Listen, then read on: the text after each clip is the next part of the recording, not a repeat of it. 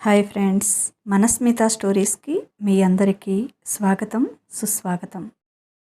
Hi friends, ఈరోజు story ఇవ్వటం కొంచెం లేట్ అయ్యింది. ఏమీ అనుకోవద్దు, నా ప్రాబ్లం మీకు తెలుసు కదా, దానివల్లే లేట్ అయ్యింది. ఏమీ అనుకోవద్దండి. కొన్ని రోజులు టైం టు టైం కరెక్ట్గా ఇవ్వలేను, ఏదో ఒక టైంకి ఇస్తాను. ఏమీ అనుకోకుండా మీరు నేనిచ్చే స్టోరీస్ చదువుతున్నందుకు మీకు నా ధన్యవాదాలు. సరే, ఇక కథలోకి వెళ్దామా. అక్క మొగుడు. దేవిక కిచెన్లోంచి వేడి నీళ్ల బకెట్ తీసుకుని బాత్రూంలోకి వెళ్తూ ఉంది. అది చూసి పరిగెత్తుకుంటూ వచ్చాడు కిషోర్. దేవి, ఎన్నిసార్లు చెప్పాలి నీకు ఇలా బరువులు మోయొద్దని? నన్ను పిలిస్తే నేను వస్తాను కదా అని ఆమె చేతిలోంచి బకెట్ తీసుకెళ్లి బాత్రూంలో పెట్టడానికి వెళ్ళాడు. తన బట్టలు తీసుకుని బాత్రూంలోకి వచ్చింది దేవిక. ఎందుకు దేవి, ఎన్నిసార్లు చెప్పినా పక్కవాళ్ల మాట లెక్క చేయవు? బరువులు మోయొద్దని ఎన్నిసార్లు చెప్పాను, అసలు అర్థం చేసుకోవా?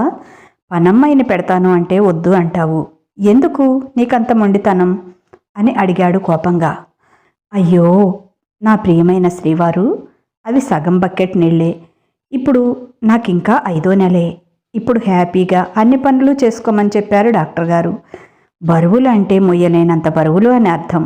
అంతేకాని సగం బకెట్ నీళ్లు, పొయ్యి మీద నుంచి అన్నం గిన్నె దించటం ఇలాంటివి కాదు. ఎంత బాగా పనిచేస్తే అంత హ్యాపీగా నార్మల్ డెలివరీ అవుతుంది అని చెప్పారు డాక్టర్ గారు. అందుకే ఇంట్లో పనులన్నీ చిన్నగా నేనే చేసుకుంటున్నాను. నీకు అంతగా చేయాలనిపిస్తే నాకు నెలలు నిండాక అప్పుడు చేయండి. అలాగే పని అమ్మాయిని కూడా పెట్టండి. ఎందుకంటే నేను డెలివరీకి మా పుట్టింటికి వెళ్ళను, మీ దగ్గరే ఉంటాను. మిమ్మల్ని వదిలి నేను దూరంగా ఉండలేను అంది మురిపంగా అతన్ని చూస్తూ. నేను ఆ విషయం మీ అమ్మకి ఎప్పుడో చెప్పాను. దేవి డెలివరీకి అక్కడికి రాదు, మీరే ఇక్కడికి వచ్చి కొన్ని రోజులు ఉండండి అని. మీ అమ్మగారే ఒప్పుకోవటంలా, నువ్వే చెప్పి ఒప్పించుకో అన్నాడు. నేను చెప్తే అస్సలు వినరు, మీరే కొంచెం గట్టిగా చెప్పండి, అప్పుడు వింటారు అంది అతని మీసాలు పెదాలతో పట్టుకొని లాగుతూ. యూ నాటి, ఇలా చేశావంటే కష్టమే. ఇప్పటికే దాదాపు 3 months అవుతుంది. అసలే అల్లాడిపోతున్నాను దేవిగారితో. ఇల్లు దిద్దటం కుదరక అన్నాడు. అలాగే ఆమె పెదవులు అందుకుంటూ. కాసేపటికి ఆమె పెదవులు వదిలి చిన్నగా ఆమె బట్టలు తీస్తూ, ఇంతకీ డాక్టర్ గారు ఏమన్నారు? నిన్న నేను రావటం కుదరదని మీ అమ్మగారిని తీసుకుని వెళ్ళావు కదా, ఏం చెప్పారు అన్నాడు. ఇంకా ఆలే కాదు, ఆహాలు కూడా దిద్దుకోవచ్చు అని చెప్పారు. కాకపోతే కొంచెం స్మూత్గా, లోపల ఉన్న ఆ బేబీకి బయట ఉన్న ఈ బేబీకి నొప్పి తగలకుండా అంది సిగ్గుపడుతూ. వాట్, నిజంగానా? మరి చెప్పలేదేం దొంగ? అయితే ఈరోజు ఆఫీస్కి సెలవు పెట్టేస్తా అన్నాడు ఆమె ఒంటి మీద తన పెదవులతో అద్దుతూ. హలో సారు, మీకు ఆఫీస్లో ఇన్స్పెక్షన్ ఉంది, మర్చిపోయారా? సాయంత్రం త్వరగా రండి, ఎదురు చూస్తూ ఉంటాను. ఇంకా తమరు బయటికి వెళ్తే నేను స్నానం చేసి వస్తాను. మీకు ఆఫీస్కి టైం అవుతుంది అంది. అదొకటి చచ్చింది కదూ నా ప్రాణానికి, ఇప్పుడే రావాలా అది కూడా అన్నాడు మొహం వేలాడేసుకొని. సాయంత్రం వరకేగా, కొన్ని గంటలేగా, ఏం పర్వాలేదు. మీరు ముందు బయటికి వెళ్తే నేను త్వరగా స్నానం చేసి వచ్చి బ్రేక్ఫాస్ట్ రెడీ చేస్తాను అంది. ప్లీజ్ బంగారం, ఇంకా నా వల్ల కాదే. అనవసరంగా ఇప్పుడు ఈ మాట చెప్పావు, లేకపోతే నాకు ఆ ఆలోచనే వచ్చేది కాదు. ఈరోజు బ్రేక్ఫాస్ట్ వద్దులే, క్యాంటీన్లో తింటాను, నీకు ఆర్డర్ పెడతాను. ప్లీజ్ బంగారం, ఈ ఒక్కసారి కాదనుకో. ఇదే ఆలోచనతో పిచ్చిగా ఉంటుంది. ఏ పని చేయాలన్నా మైండ్ కూడా పని చేయదు. ప్లీజ్ ప్లీజ్ బంగారం, ఆ పని అయ్యాక ఒక్కసారే స్నానం చేయొచ్చులే అంటూ దేవికని ఎత్తుకొని బెడ్రూమ్లోకి తీసుకువెళ్ళాడు. అయ్యో అనవసరంగా చెప్పాను, మీ సంగతి తెలిసి కూడా. కాసేపు నోరు మూసుకొని ఉండొచ్చు కదా నేను అంది నొచ్చుకుంటూ. ఏం కాదు, చెప్పి నా నెత్తిన పాలు పూసావు. అసలు ఎంత పిచ్చిగా ఉంటుందో తెలుసా ఈ 3 months నుంచి, కంట్రోల్ చేసుకోలేక అంటూ ఆమె ఎద మీద ముద్దుల వర్షం కురిపించాడు. అతను నాలుకతో సుతారంగా తన ఎద మీద మీటుతూ సున్నితంగా పంటి గుర్తులు బహుమతిగా ఇస్తుంటే ఆమె ఒళ్ళంతా కరెంట్ షాక్ కొట్టినట్లు తిమ్మిరిగా అనిపించి అతని తలని తన ఎదకేసి గట్టిగా హత్తుకుంది. కిషోర్ ప్లీజ్ అంటూ వేడి నిట్టూర్పులు విడుస్తూ తమకంగా అతన్ని అల్లుకుపోయింది. ఆమె ఒళ్ళంతా ముద్దులు పెడుతూ సున్నితంగా ఆమెలో చేరిపోయాడు. ఇద్దరిలో కోరిక తీవ్రంగా చెలరేగిపోతున్నా డాక్టర్ చెప్పిన మాటలు గుర్తుకు వచ్చి తమ ఆవేశానికి కళ్ళం వేసి సున్నితంగా తమ 3 నెలల విరహవేదనకు స్వస్తి పలికారు. తృప్తిగా ఆమె పెదవుల మీద ఓ చిరుముద్దిచ్చి థ్యాంక్ యూ బంగారం అంటూ పక్కకు ఒరిగాడు. నవ్వుతూ అతని వంక చూసి థ్యాంక్ యూ అంది ఊపిరి భారంగా తీసుకుంటూ. ఇబ్బంది పెట్టానా అన్నాడు ప్రేమగా ఆమె కళ్ళలోకి చూస్తూ. దేవి నవ్వుతూ ఆ ఇబ్బంది నాకు కూడా కావాలనిపించింది అంది సిగ్గుపడుతూ. చిలిపిగా కన్ను కొడుతూ మరి ఆఫీస్కు డుమ్మా కొట్టనా అన్నాడు.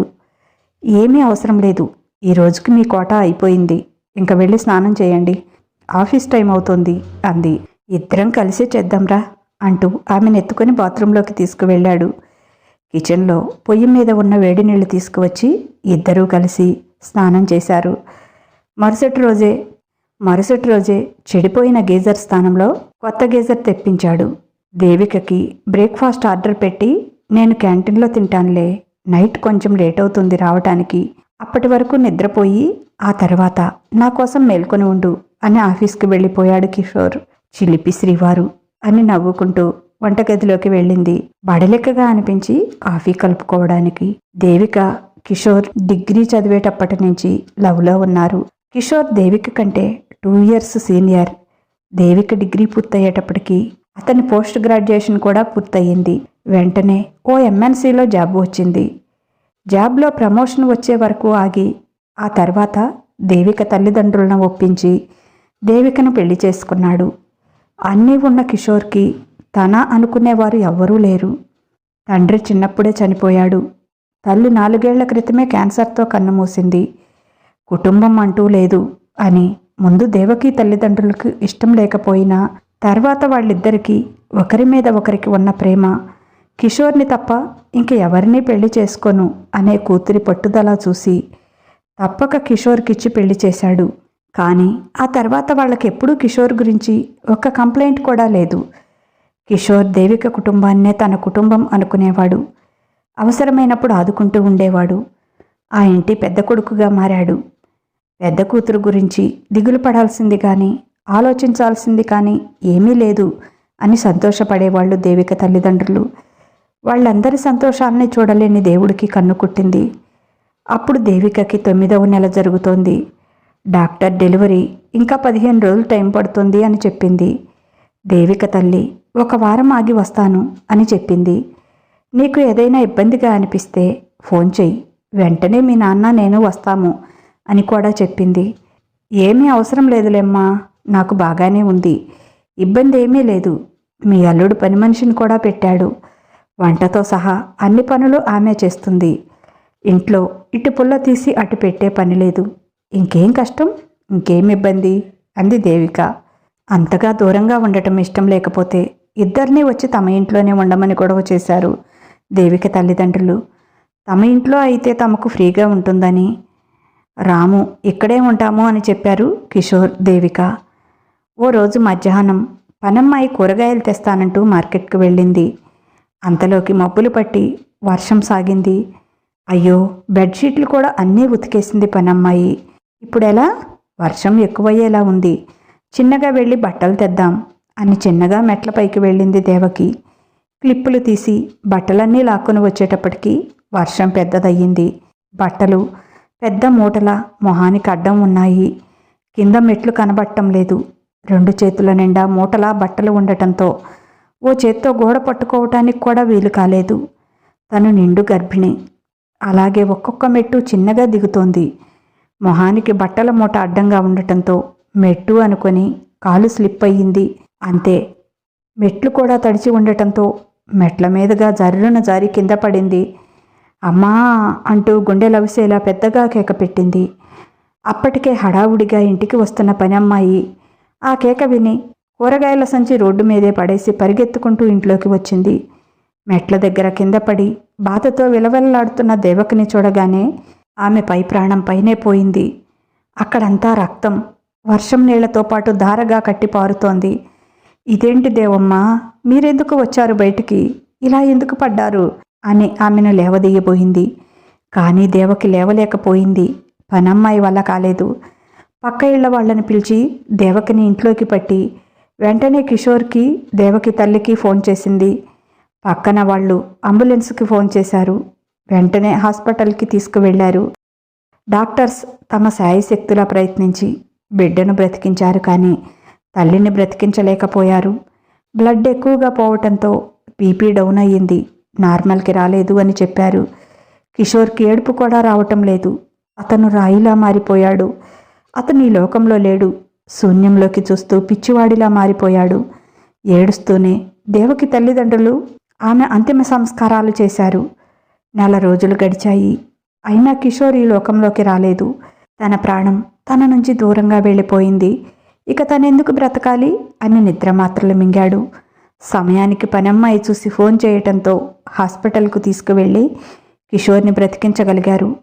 దేవకి తల్లిదండ్రులు బిడ్డని తెచ్చి అతని చేతుల్లో పెట్టి, నీ బిడ్డ కోసం బ్రతకాలి.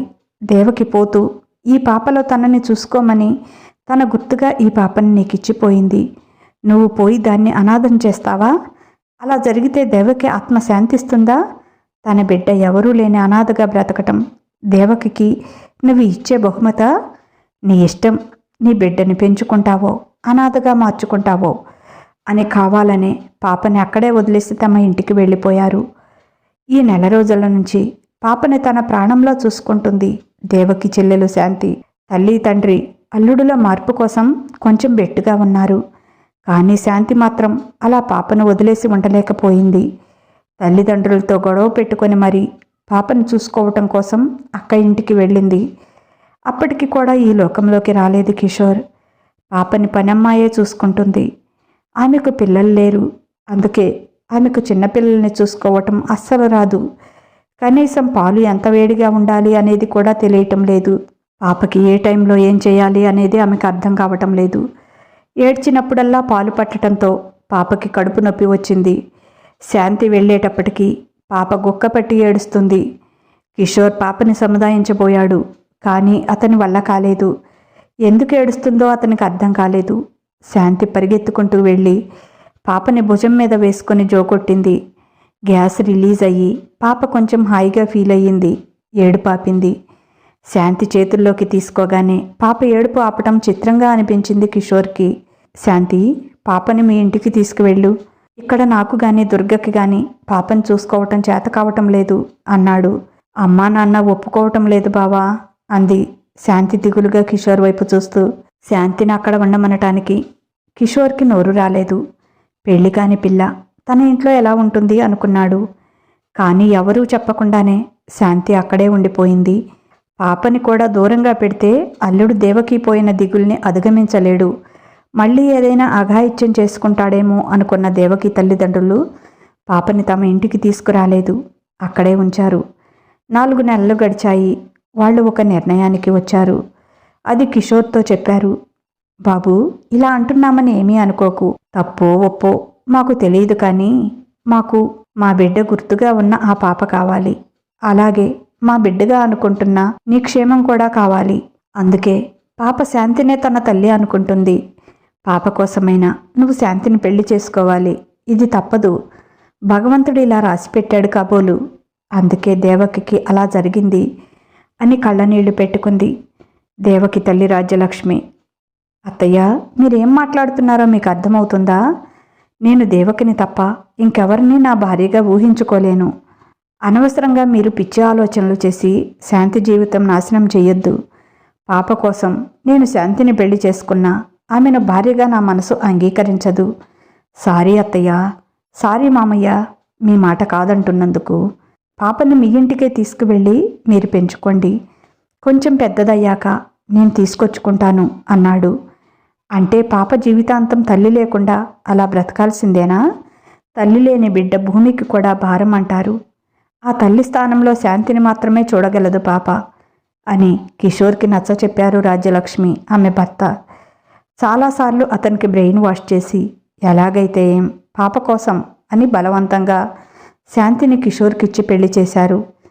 పాప కోసం శాంతి కూడా తల వంచింది. బావలాంటి మంచి మొగుడైతేనే నేను పెళ్లి చేసుకుంటాను అని అక్కతో చెతుర్లాడేది తను. బావలాంటి వాడినెందుకు, బావనే చేసుకుంటే సరిపోతుందిగా అని నవ్వేది దేవిక. నువ్వు ఒప్పుకుంటే నేను ఓకేనే అంటే, ఓసి రాక్షసి, నా మొగుడు మీదే కన్ను పడిందంటే నీకు అని తన నెత్తి మీద 2 మొట్టికాయలు వేసేది. నువ్వే కదా అక్క సలహా ఇచ్చావు, నేను పాటిస్తాను, అక్క మాటంటే నాకు వేదం కదా అని తనంటే, అమ్మో నా మొగుడిని నేను చచ్చినా ఇవ్వను అనేది అక్క. కానీ ఈరోజు అక్క తను చచ్చి తన భర్తని నాకు ఇచ్చింది. కానీ అతను ఎప్పటికైనా తన భర్తగా మారగలడా? తనకి అనుమానమే. బావ ఎప్పటికీ అక్కనే మనసులో ఉంచుకొని ఆమె ధ్యాసలోనే జీవిస్తున్నాడు. కేవలం పాప కోసమే ఈ పెళ్ళి అని మనసు రాయి చేసుకుంది శాంతి కూడా. ఎవరేమనుకున్నా, ఎవరి ఆలోచనలు ఎలా ఉన్నా కిషోర్కి శాంతికి పెళ్లి జరిగిపోయింది. పెళ్లి జరిగాక పాపని శాంతి చేతుల్లో పెట్టి, ఇక నుంచి పాప బాధ్యతే కాదు, బావని మామూలు మనిషిగా చేయాలి. అక్క ధ్యాసలోంచి అతని మనసుని నీ మీదకు మరల్చుకోవాలి.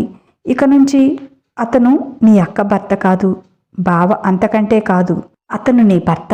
అది గుర్తుపెట్టుకొని మసలుకో, బావ మనసు గెలుచుకో అని కూతురికి హితబోధ చేసింది రాజ్యలక్ష్మి. అవునమ్మా, బావకి బ్రతుకు మీద ఆశ కలిగేటట్లు చేయాలి. అతను మాకు అల్లుడు మాత్రమే కాదు, కన్న కొడుకుతో సమానం. అందుకే నీ ఇష్టాన్ని కూడా కనుక్కోకుండా నీకు బావతో పెళ్లి చేశాము. దానికి ఫలితాన్ని మేము త్వరలో చూడాలి అనుకుంటున్నాము అని చెప్పాడు తండ్రి కూడా. రాజ్యలక్ష్మి సాంప్రదాయం ప్రకారం పెళ్ళైన రోజు ఫస్ట్ నైట్కి ఏర్పాటు చేసింది. సింపుల్గా పాల గ్లాసు శాంతి చేతికిచ్చి పంపించింది. అమ్మా, ఇప్పుడు ఇవన్నీ అవసరమా? బావ మనసు మనకు తెలుసు కదా అంది భయపడుతూనే శాంతి. ఏమో, అతను మనసు మారుతుందేమో, చూద్దాం. ఏదైనా సాంప్రదాయం మనం మార్చకూడదు కదా. నువ్వు వెళ్ళు అని పంపించింది రాజ్యలక్ష్మి. శాంతి గదిలోకి వెళ్ళేటప్పటికి కిషోర్ సోఫాలో దిండు వేసుకొని పడుకొని ఉన్నాడు. శాంతి నిట్టూర్చి గ్లాసు టీపాయ్ మీద పెట్టి హాల్లోకి వెళ్ళి పాపని తీసుకొచ్చి తనతో పాటు బెడ్ మీద పడుకోబెట్టుకుంది. పాపకి జో కొడుతూ తను కూడా నిద్రలోకి జారుకుంది. సారీ శాంతి, నా స్వార్థం కోసం నీ జీవితం నాశనం చేశాను. మీ అక్క నీకు మంచి సంబంధం చూడాలని, నీ లైఫ్ సంతోషంగా ఉండాలని ఎంతో ఆశపడింది. కానీ విధి ఇలా మన జీవితాలతో ఆడుకుంది. విధి ఆడిన వింత ఆటలో నీ జీవితం బలైపోయింది అని బాధపడుతూ కళ్ళు మూసుకున్నాడు కిషోర్. రోజులు గడిచే కొద్దీ కిషోర్ మారతాడు, మనసు మార్చుకుంటాడు అనుకుంటే ఇంకా దారుణంగా తయారవుతున్నాడు. సరిగ్గా తిండి తినడు, నిద్రపోడు, మరీ చిక్కి శల్యం అవుతున్నాడు. ఎప్పుడూ లేనిది ఈ మధ్య తాగుడు కూడా నేర్చుకున్నాడు. అర్ధరాత్రి ఎప్పుడో తాగి వచ్చి ఏమీ తినకుండా అలాగే పడుకుంటున్నాడు. ఇదివరకు తనతో జోక్స్ వేస్తూ ఎంతో సరదాగా మాట్లాడే బావ అక్క చనిపోయిన దగ్గర నుంచి, ముఖ్యంగా తమ పెళ్లి జరిగిన దగ్గర నుంచి కనీసం మాట కూడా మాట్లాడటం లేదు. తన వైపు కన్నెత్తి కూడా చూడటం లేదు. తనని ఎలా చూసినా పర్వాలేదు, బావ తన ఆరోగ్యం తనే నాశనం చేసుకుంటున్నాడు. తను ఇక ఇలా ఉంటే కుదరదు. బావ మాట్లాడకపోతే తనే మాట్లాడాలి. అతను తనని భారీగా చూడకపోయినా కానీ అతనే తన భర్త, తన భర్తని తనే జాగ్రత్తగా చూసుకోవాలి అనుకుంది. తర్వాత రోజు నుంచి పూర్తిగా తన పందా మార్చుకుంది. కిషోర్ స్నానం చేసి ఆఫీస్కి వెళ్ళబోతుంటే, బావా ఆగండి, ఫస్ట్ బ్రేక్ఫాస్ట్ చేసి వెళ్ళండి, అప్పటి వరకు మీరు ఎక్కడికి వెళ్ళటానికి వీల్లేదు అంది. నాకు ఆకలి లేదు, అవసరమైతే బయట క్యాంటీన్లో తింటానులే అన్నాడు విసుగ్గా. లేదు బావా, నువ్వు తిని వెళ్లాల్సిందే. అసలు ఇంట్లో తిని ఎన్ని రోజులవుతోంది? నువ్వు అద్దంలో ఒకసారి చూసుకో, ఎలా ఉన్నావో. మీ ఆరోగ్యం ఎంతగా పాడైందో అర్థమవుతుంది. ఇప్పుడు నా ఆరోగ్యానికి ఏమైంది? బానే ఉన్నాలే, నేను ఉన్నా పోయినా లెక్కే ముందులే అన్నాడు విరక్తిగా. బావా అంది కోపంగా శాంతి. అవును శాంతి, ఒకవేళ మీ అక్కలా నేను కూడా మధ్యలోనే పోయినా నా కోసం నువ్వేమీ త్యాగం చేయొద్దు. నీ జీవితాన్ని మూడులా మార్చుకొని ఉండాల్సిన అవసరం లేదు. నువ్వు మళ్ళీ పెళ్లి చేసుకో, కాకపోతే పాపని మాత్రం జాగ్రత్తగా చూసుకో అన్నాడు ఎటో చూస్తూ. ఓహో, అందుకేనా తమరు నిరాహార దీక్ష చేసి తప్పతాగి ఆరోగ్యం చెడగొట్టుకుంటున్నారు అంది కోపాన్ని పంటి బిగువున అణిచిపెడుతూ. అదేం లేదు అన్నాడు తడబడుతూ. ఏది ఉందో నాకు తెలుసు, నేనేమీ అంత చిన్నపిల్లని కాదు. బావా, నేను మీకు ఒకటే మాట చెబుతున్నాను, నాకు పెళ్లి జరిగిపోయింది. ఈ జన్మకి ఏది ఏమైనా నువ్వే నా భర్తవి. మీరేదైనా చేసే ముందు అది గుర్తుపెట్టుకోండి అని లేచి కిచెన్లోకి వెళ్ళి ప్లేట్లో బ్రేక్ఫాస్ట్ తీసుకొని వచ్చింది. నాకిప్పుడు వద్దు అన్నాగా అంటూ లేచి విసుక్కుంటూ వెళ్ళి డోర్ తీయబోయాడు. అది రాలేదు. బావా, కీ నా దగ్గర ఉంది, మీరు బ్రేక్ఫాస్ట్ చేస్తేనే నేను తలుపు తీస్తాను అంది స్థిరంగా శాంతి. ఏంటి శాంతి, ఈరోజు కొత్తగా ప్రవర్తిస్తున్నావు? ఒళ్ళెలా ఉంది? నోరు మూసుకొని తలుపు తీ అన్నాడు. అతని వైపు కూడా చూడలేదు శాంతి. శాంతి, ముందు తలుపు తీయి, చెప్తుంటే అర్థం కావటం లేదా అన్నాడు కోపంగా. శాంతి అలాగే కూర్చుంది. అక్కడి నుంచి ఇంచు కూడా కదలలేదు. విసురుగా వచ్చి ఆమె పెట్టిందంతా తినేశాడు. నవ్వుకుంటూ వెళ్ళి తలుపు తీసింది. రాత్రికి షరామామూలే, ఫుల్లుగా తాగి వచ్చాడు. కాలింగ్ బెల్ విని తలుపు తీసింది. తూలుతూ నడుస్తూ పడబోయాడు.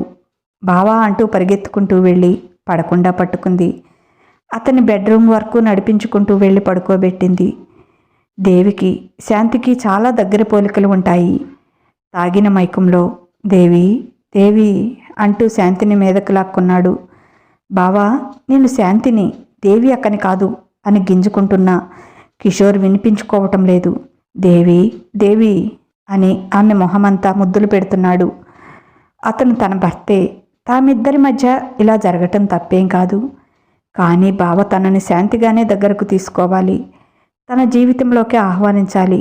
అంతేకాని తాగిన మైకంలో అక్క అని తనతో ఇలా చేయటం తనకిష్టం లేదు. అందుకే బలవంతంగా అతడి నుంచి విడిపడి లాగిపెట్టి ఒక్కటి కొట్టింది చెంప మీద. పక్కనే టీపాయ్ మీద ఉన్న గ్లాస్ తీసి నీళ్లన్నీ అతని మొహం మీద కొట్టింది. అప్పుడు ఈ లోకంలోకి వచ్చాడు కిషోర్. తనేం చేయబోయాడో అర్థమైంది. సారీ బావా, ఇలా అక్క అనుకొని నన్ను నీ భార్యగా దగ్గరికి తీసుకోవటం నాకు ఇష్టం లేదు. నన్నుగా ఇష్టపడిన రోజే నువ్వు నన్ను దగ్గరికి తీసుకోవాలి. అది ఎన్ని సంవత్సరాలైనా పర్వాలేదు అని ఏడుస్తూ బయటికి పరిగెత్తింది. ఛీ, ఏంటి నేనిలా చేశాను? శాంతికి మళ్ళీ పెళ్లి చేయాలనుకుంటున్నాను, కానీ ఇలా చేయబోయానేంటి? ఇంకా నయం, శాంతి అడ్డుపడింది, లేకపోతే అనర్థం జరిగేది అనుకున్నాడు. శాంతి కిచెన్లోకి వెళ్ళి ప్లేట్లో భోజనం పెట్టుకొచ్చింది. నాకొద్దు, తీసేయి అన్నాడు బాధగా శాంతిని చూస్తూ. తినండి బావా, అసలే తాగి వచ్చారు. ఏమీ తినకపోతే పేగులు మాడిపోతాయంట, లివర్ దెబ్బతింటుందట. తిను బావా ప్లీజ్ అంది. సారీ శాంతి, తప్పు చేయబోయాను అన్నాడు బాధగా. ముద్దలు కలిపి అతని నోట్లో పెడుతూ, లేదు బావా, నువ్వు చేసింది తప్పు కాదు. నేను నీ భార్యని, నా మీద నీకు అన్ని హక్కులు ఉన్నాయి. కానీ ఇలా తాగి ఒళ్ళు తెలియని స్థితిలో నన్ను భార్యగా స్వీకరించటం నాకు ఇష్టం లేదు. అందుకే అడ్డుపడ్డాను, అంతే తప్ప ఇంకొక ఉద్దేశం లేదు బావా. నువ్వే నా జీవితం, నా సర్వస్వం నువ్వే బావా అంది. వద్దు శాంతి, నేను దేవిని ప్రేమించాను, ఆమెను ఎప్పటికీ మర్చిపోలేను. ఇప్పుడు పాప కూడా పెద్దదవుతుంది, ఇక తనకి నీ అవసరం లేదు. అందుకే ఇంకా నువ్వు మళ్ళీ పెళ్లి చేసుకో శాంతి, నేనే ఓ మంచి సంబంధం చూస్తాను అన్నాడు. బావా, నీకు ఇదే చెప్తున్నాను, ఇంకొకసారి ఇలాంటి మాట అన్నావంటే నా శవాన్ని చూస్తావు. నాకు ఇంకొక పెళ్ళి అంటే అది నిజంగా నా శవంతోనే జరిపించు బావా. ఒకప్పుడు మా అక్క భర్తగానే నిన్ను భావించాను, కానీ నా మెడలో నీ చేత్తో ఈ తాడి కట్టినాక నువ్వే నా జీవిత సర్వస్వం అయ్యావు. నేనిప్పుడు నిన్ను మనస్ఫూర్తిగా ప్రేమిస్తున్నాను బావా. ఈ లోకంలోనే లేని అక్కని నువ్వెంతగా ప్రేమిస్తున్నావు. నా కళ్ళెదురుగా ఉన్న నా దేవుడిని నేను ప్రేమించకుండా ఎలా ఉంటాను? ప్లీజ్ బావా, నన్ను అర్థం చేసుకో. జరిగిందేదో జరిగిపోయింది. అక్క ఇక ఎప్పటికీ తిరిగి రాదు. చిన్నగా నీ మనసు మార్చుకొని నన్ను నీ భార్యగా స్వీకరించు ప్లీజ్ బావా. నిన్ను పాపని వదిలి నేనెక్కడికి వెళ్ళలేను. ఇదే నా చివరి నిర్ణయం. ఇది కాదంటే మాత్రం నా ప్రాణమైన పాప మీద, నీ మీద ఒట్టేసి చెప్తున్నాను, అప్పుడు ఇక ఈ లోకంలో నేను ఉండను అని ఏడ్చుకుంటూ బయటికి వెళ్ళిపోయింది.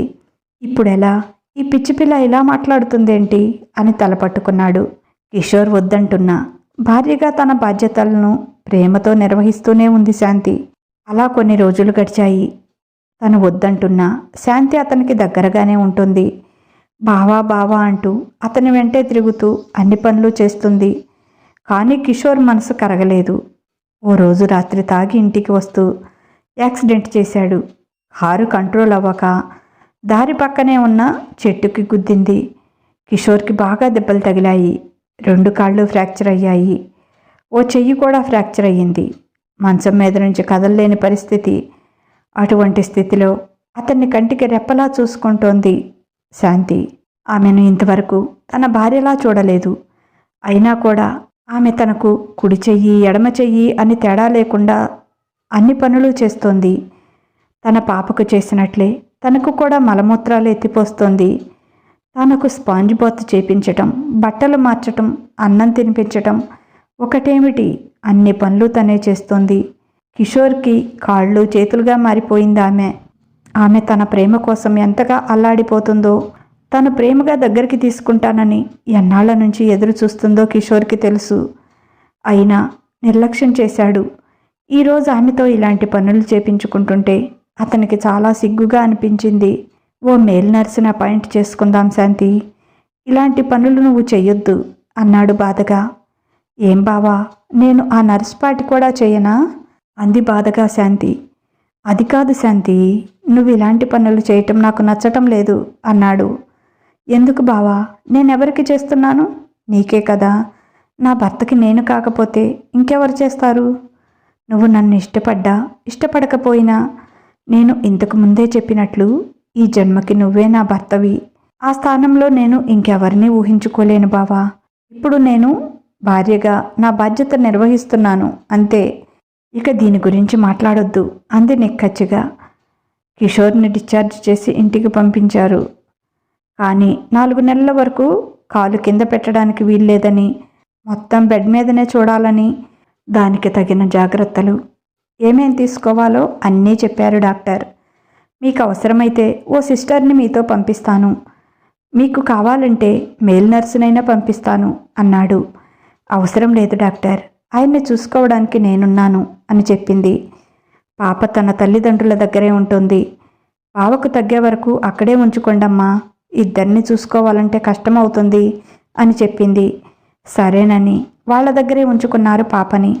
4 నెలల పాటు కన్న తల్లిలా, కట్టుకున్న భార్యలా అన్ని రకాల సేవలు చేసింది. ఆమె చేసిన సేవల ఫలితమేమో కిషోర్ అనుకున్న దానికంటే ముందే కోలుకున్నాడు. చిన్నగా నడవసాగాడు. 6 నెలలు గడిచేటప్పటికి ఫ్రీగా నడుస్తూ మామూలుగా అయిపోయాడు. తనకి 24 గంటలు సేవలు చేస్తూ కూడా, తన కోసం పూజలు వ్రతాలు చేస్తూ ఉపవాసాలు ఉంటూ భగవంతుడిని వేడుకుంటుంటే కళ్ళలో నీళ్లు తిరిగేవి కిషోర్కి. ఈ 6 నెలల కాలంలో మానసికంగా చాలా దగ్గరయ్యాడు శాంతికి. ఆమెను కాసేపు కూడా వదిలి ఉండలేని స్థితికి వచ్చాడు. కానీ శారీరకంగా దగ్గర కావటానికి ఎందుకో అతని మనసు ఇంకా ఒప్పుకోవటం లేదు. ఆఫీస్కి కూడా వెళ్తున్నాడు. ఈ మధ్య డల్గా ఏదో ఆలోచిస్తూ ఉంటున్న కిషోర్ని చూసి అతని బెస్ట్ ఫ్రెండ్ సంజయ్, ఏంట్రా కిషోర్, ఈ మధ్య చాలా డల్గా ఉంటున్నావు, ఏమైంది అంతలా ఆలోచిస్తున్నావు, ఎందుకు అన్నాడు. కిషోర్ తన విషయాలన్నీ సంజయ్తో పంచుకుంటాడు. కానీ శాంతి విషయంలో మాత్రం ఇంతవరకు ఎప్పుడూ మాట్లాడలేదు. ఏమీ లేదు సంజయ్, శాంతి గురించి ఆలోచిస్తున్నాను అన్నాడు. శాంతి గురించి ఆలోచించడానికి ఏముంది, మీ ఇద్దరికీ పెళ్ళైపోయింది కదా, మీ మ్యారేజ్ యానివర్సరీ కూడా దగ్గరికి వస్తుంది కదా అన్నాడు. అవునరా సంజయ్, కానీ నేను ఇప్పటికీ శాంతిని భార్యగా స్వీకరించలేకపోతున్నాను. మధ్యలో ఆమెకు పెళ్లి చేయాలి అనుకున్నాను, కానీ యాక్సిడెంట్ అయిన తర్వాత నా ఆలోచన మారిపోయింది. 1 రోజు కాదు, 2 రోజులు కాదు, దాదాపు 4 నెలలు చేదరించుకోకుండా నాకు అన్ని రకాల సేవలు చేసింది. నా కన్న తల్లి ఉన్నా నాకు అంతగా సేవలు చేసేది కాదేమో. మోరోవర్, నేనంటే ఎంత ప్రేమ ఉన్నా దేవి కూడా అలాంటి పనులు చేయదేమో. నాకే చాలా బాధగా సిగ్గుగా అనిపించేది. ఆమె అలాంటి పనులు చేస్తుంటే కేర్ టేకర్ని పెట్టుకుందామన్నా ఒప్పుకోలేదు శాంతి. భార్యగా ఇది నా బాధ్యత. నువ్వు నన్ను ప్రేమించలేదేమో, కానీ నేను నిన్ను మనస్ఫూర్తిగా భర్తగా స్వీకరించాను. నా ప్రాణంగా నిన్ను ప్రేమిస్తున్నాను బావా. నాకు మీ పనులు చేయటం ఇబ్బందిగా లేదు అని నేను కేర్ టేకర్ని మాట్లాడినా అతన్ని కూడా వెనక్కి పంపించేసింది. దేవి కంటే కూడా శాంతి నన్ను ఇంకా ఎక్కువగా ప్రేమిస్తుంది అని నాకు అర్థమైంది. ఆమె నాకు చాలా దగ్గరయ్యింది. ఆమెను వదిలి ఉండలేనేమో అనిపిస్తోంది. కానీ భార్యగా నా నుంచి ఆమె ఆశించే ప్రేమను నేను అందించలేకపోతున్నాను.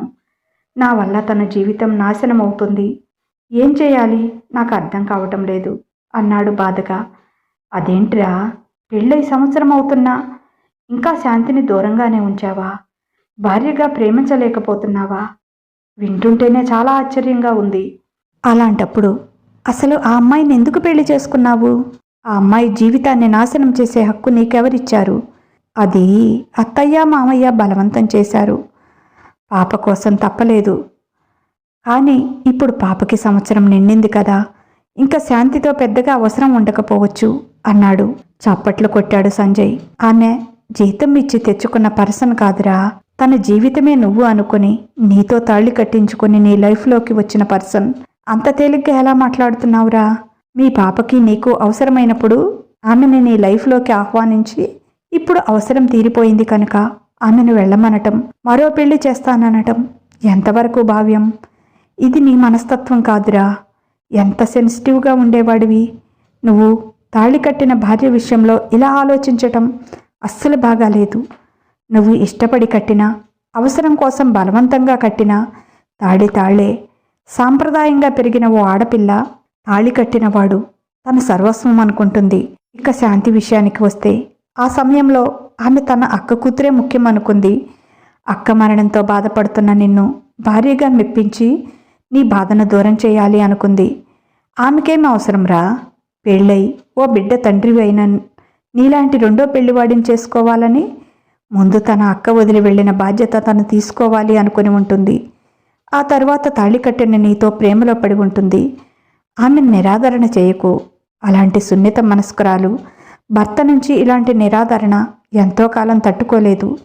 మనసు విరిగి ఆమె ఏదైనా అఘాయిత్యానికి పాల్పడితే నువ్వు భరించగలవా? ఇప్పటికే దేవి దూరమైన భారాన్ని మోయలేకపోతున్నావు. శాంతిని మరొక దేవిని చేయాలనుకుంటున్నావా అన్నాడు సీరియస్గా. ఆ మాట వినలేనట్లుగా సంజయ్ వైపు చూశాడు. నో, అలా ఎప్పటికీ జరగకూడదు. శాంతి లేకుండా నేను బ్రతకలేను. అది నాకు అర్థమవుతుంది.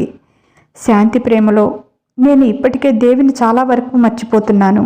పూర్తిగా శాంతి ప్రేమలో మునిగిపోతే దేవి అసలు గుర్తు కూడా రాదేమో అని భయమేస్తుందిరా. అది దేవి తట్టుకోలేదేమో అన్నాడు బాధగా. ఒరే పిచ్చోడా, దేవి ఈ లోకంలో లేదురా. ఈ భూమి మీద మన మధ్య లేని దేవి కోసం ఆలోచిస్తూ నీ కళ్ళెదురుగా ఉన్న శాంతిని నిరాకరించటం అర్థం లేని పని, తెలివి లేని పని. ఒక్క మాట చెప్పు, దేవికి శాంతి అంటే ఎంత ఇష్టం అన్నాడు. చాలా ఇష్టంరా. ప్రాణంగా చూసుకుంటుంది చెల్లిని తమ్ముడిని.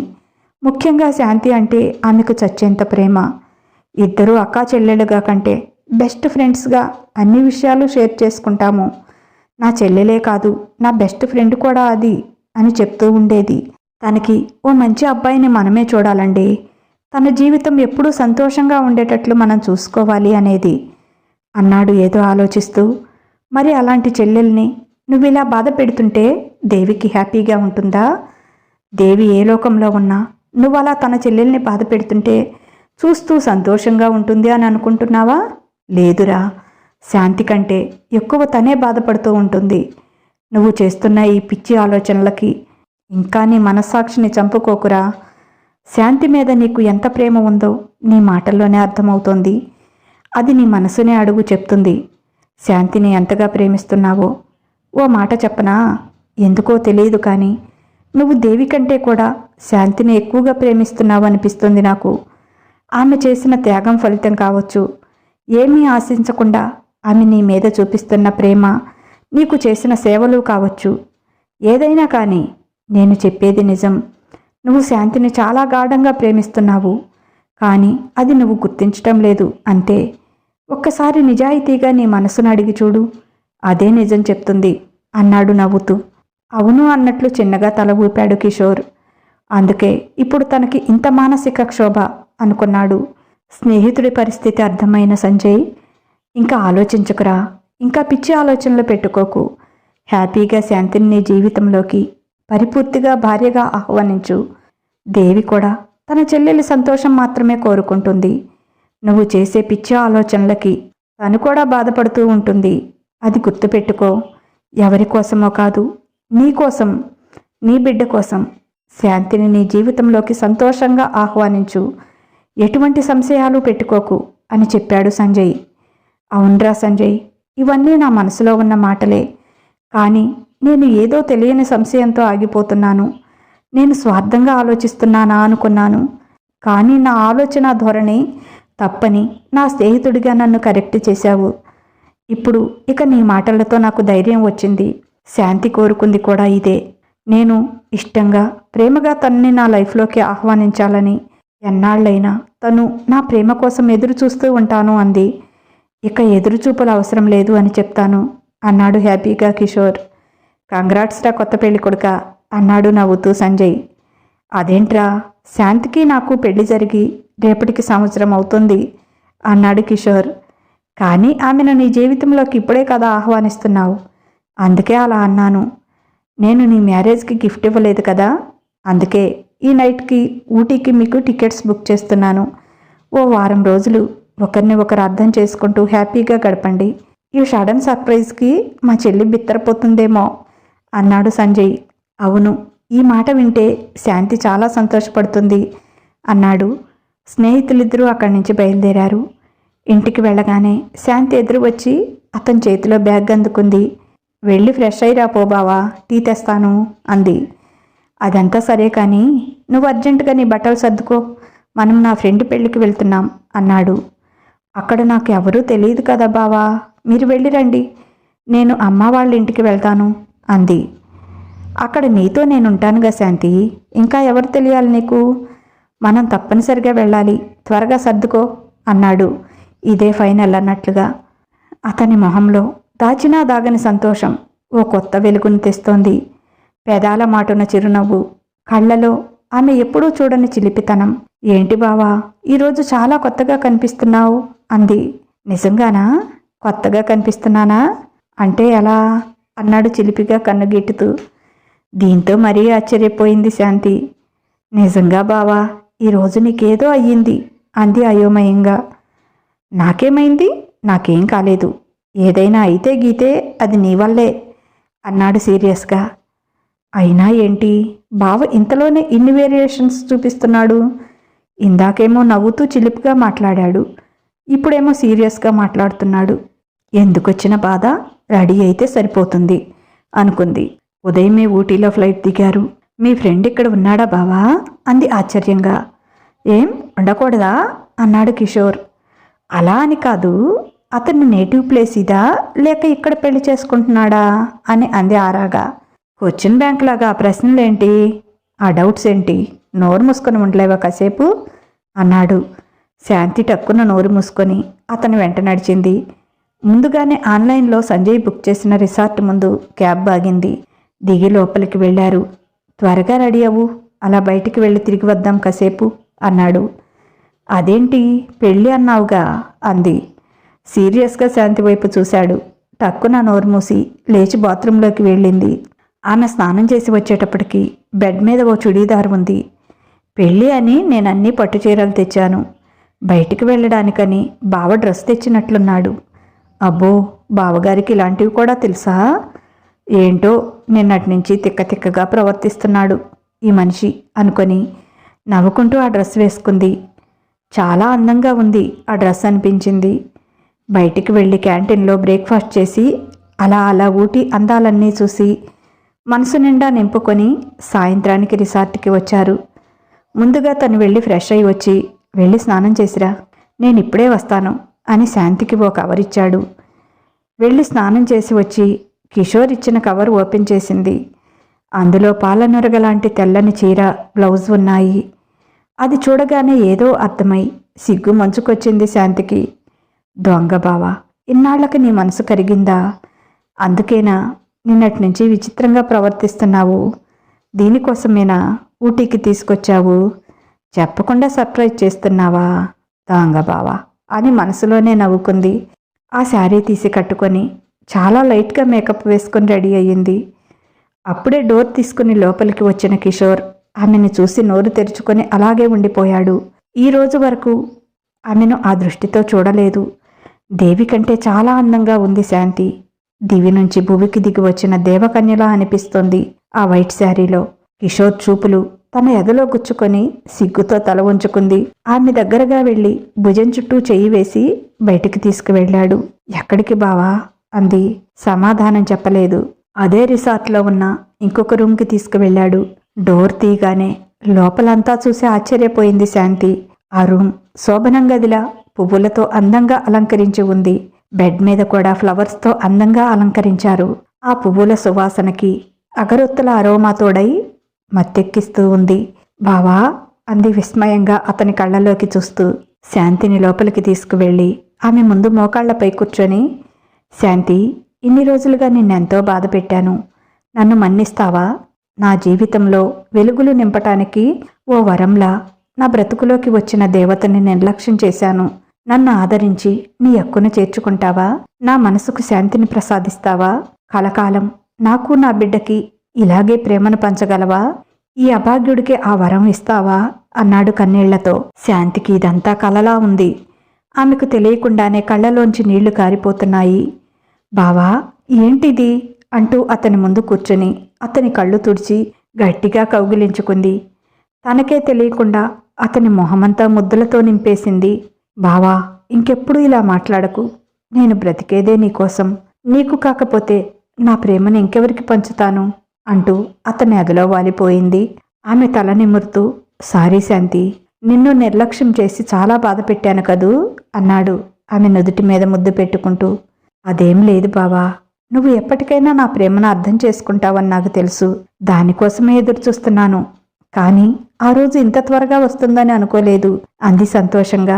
ఇప్పటికే చాలా ఆలస్యం చేశాను అని ఆమె కళ్ళు తుడిచి, ఈరోజు మన ఫస్ట్ యానివర్సరీ గుర్తుందా అన్నాడు. ఎలా మర్చిపోతాను బావా, నా జీవితంలోకి శాశ్వతంగా నువ్వు ప్రవేశించిన రోజు. నీకు ఇష్టం లేదు కదా, ఏమంటావో అని గుర్తు చేయలేదు అంది. ఇద్దరూ కలిసి కేక్ కట్ చేసి ఒకరికి ఒకరు తినిపించుకున్నారు. ఓ చిన్న డైమండ్ నెక్లెస్ ఆమె మెడలో తనే వేసి ఆమె మెడ మీద ముద్దు పెట్టాడు. బావా అంటూ అతన్ని అల్లుకుపోయి కన్నీళ్లు పెట్టింది. ఆమె కళ్ళు తుడిచి, ఇంకెప్పుడు ఈ కళ్ళల్లో నీళ్లు రాకూడదు. ఎప్పుడూ నాకు సంతోషమే కనపడాలి నీ కళ్ళల్లో అన్నాడు ఆమె కళ్ళ మీద ముద్దు పెట్టుకుంటూ. నవ్వుతూ అతని వైపు చూసింది. నవ్వుతున్న ఆమె పెదవుల్ని అందుకొని అలాగే ఆమెను బెడ్ మీదకి చేర్చాడు. చిన్నగా ఆమె ఒళ్ళంతా తన పెదవులతో అద్దుతున్నాడు. ఇద్దరి మధ్య తామెందుకు అడ్డం అంటూ వలువలు ఓ మూలకెళ్ళి పడ్డాయి. బావా, ఐ లవ్ యూ బావా. ఈ జన్మంతా నీకోసం ఎదురు చూడాలేమో అనుకున్నాను. ఆ దేవుడు దయతలిచి నాకు నిన్ను ముందుగానే ఇచ్చేశాడు అంటూ అతని ఒళ్ళంతా ముద్దులు పెడుతోంది తమ్మకంగా. ఇప్పటికే సంవత్సరం వేస్ట్ చేసుకున్నాను. ఇంకా నిన్ను ఎప్పటికీ వదలను అంటూ ఇక ఆగలేక ఆమెలో ఐక్యమయ్యాడు. బావా అంటూ నొప్పికి తాళలేక అతని వీపులో తన గొళ్ళని దించింది. సారీ బంగారం అంటూ ఆమె మీద తన స్వారీ ప్రారంభించాడు. అతనికి పూర్తిగా సహకరిస్తూ స్వర్గాన్ని చూపించింది. వారం రోజులు దేహాలే రెండు, ప్రాణాలు ఒకటిగా ఒకరిలో ఒకరు ఐక్యమైపోయారు. ఇంకొక వారం ఉండి వెళ్దాం అన్నాడు శాంతితో. నాకు కూడా ఉండిపోవాలనే ఉంది, కానీ పాప ఎదురు చూస్తూ ఉంటుంది బావా. చాలా రోజులైపోయింది మనం వదిలేసి వచ్చి. అయినా ఇంట్లో మాత్రం మనకు అడ్డేముంది, వెళ్దాం బావా అంది. ముందే ఊటీ హనీమూన్కి వెళ్లిన విషయం తల్లికి చెప్పింది శాంతి. పాపని జాగ్రత్తగా చూసుకోమని చెప్పింది. ఇప్పటికైనా అల్లుడు మనసు మార్చుకున్నందుకు చాలా సంతోషపడింది రాజ్యలక్ష్మి. ఇద్దరూ ఇంటికి వచ్చారు. ఇంట్లోకి రాగానే ఎదురుగా ఉన్న దేవకి ఫోటో వైపు చూశాడు. అతని మనసులో ఓ చిన్న గిల్టీనెస్ ఉంది. ఆ ఫోటో ఇంతకు ముందు చూస్తే ఏదో దిగులుగా ఉన్నట్లుగా అనిపించేది. కానీ ఈరోజు దేవకి నవ్వుతూ ఎంతో సంతోషంగా ఉన్నట్లు అనిపించింది కిషోర్కి. సంజయ్ చెప్పింది నిజమే. దేవకి ఎక్కడ ఉన్నా శాంతి సంతోషం, తన సంతోషం మాత్రమే కోరుకుంటుంది. ఎప్పటికీ తననే గుర్తు చేసుకుంటూ నేను ఒంటరిగా మిగిలిపోవాలని, శాంతిని బాధ పెట్టాలని తను ఎప్పటికీ కోరుకోదు. తనని ఎప్పటికీ అపార్థం చేసుకోదు అని గుండెల నిండా ఊపిరి పీల్చుకున్నాడు. అవును అన్నట్లుగా నవ్వుతున్న దేవకి ఫోటో నుంచి ఓ పువ్వు జారి అతని తలపై పడింది. సంతోషంగా ఉండమని దీవిస్తున్నట్లుగా. ఇదండి ఈరోజు కథ. ఎలా ఉంది? మీకు నచ్చిందా? ఈ కథ గనక మీకు నచ్చినట్లయితే తప్పనిసరిగా ఒక లైక్ ఇవ్వండి. అలాగే ఈ కథపైన మీ అమూల్యమైన అభిప్రాయాన్ని ఓ చిన్న కామెంట్ ద్వారా తెలియచేయండి. మన మాటే మంత్రం, మన స్మిత స్టోరీస్ ఛానల్స్ని సబ్స్క్రైబ్ చేసుకోండి. మీకు తెలిసిన వారికి కూడా షేర్ చేసి వారితో కూడా చదివించండి. ఇక ఉంటాను. బాయ్. మీ లక్ష్మీ ఘంట.